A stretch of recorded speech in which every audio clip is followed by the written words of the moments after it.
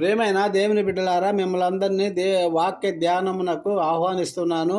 ఈరోజు అంశము పూర్ణ శాంతి పొందుకోవాలంటే యెషయా 26:3 ఎవని మనస్సు నీ మీద ఆనుకొనునో వానిని నీవు పూర్ణ శాంతి గల వానిగా కాపాడుదువు, ఏలయనగా అతడు నీ యందు విశ్వాసముంచి ఉన్నాడు.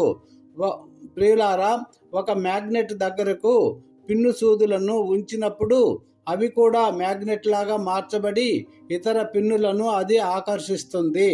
ప్రసంగి 6:9 మనస్సు అడియాసలు కలిగి తిరుగులాడుట కన్నా ఎదుటనున్న దానిని అనుభవించుట మేలు.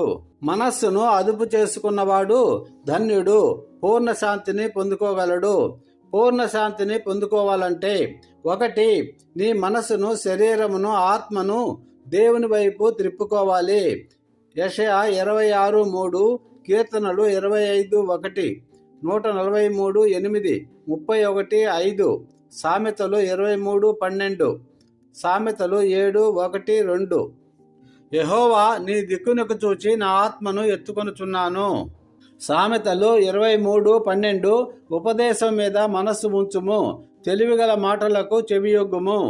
2, నీ ప్రార్థనా విజ్ఞాపనములు దేవునికి తెలియజేయాలి. ఫిలిప్పు 4:6-7, కీర్తన 143:1, 4:1, 18:6, విలాపవాక్యాలు 2:19, రోమీయులకు రాసిన పత్రిక 8:26, ఎఫెసీ 6:18. ఫిలిప్పు 4:6 దేనిని గూర్చి చింతపడకుడి గాని ప్రతి విషయములోనూ ప్రార్థనా విజ్ఞాపనముల చేత కృతజ్ఞతాపూర్వకముగా మీ విన్నపములు దేవునికి తెలియజేయుడి. అప్పుడు సమస్త జ్ఞానమునకు మించిన దేవుని సమాధానము యేసుక్రీస్తు వలన మీ హృదయములకును మీ తలంపులకును కావలియుండును.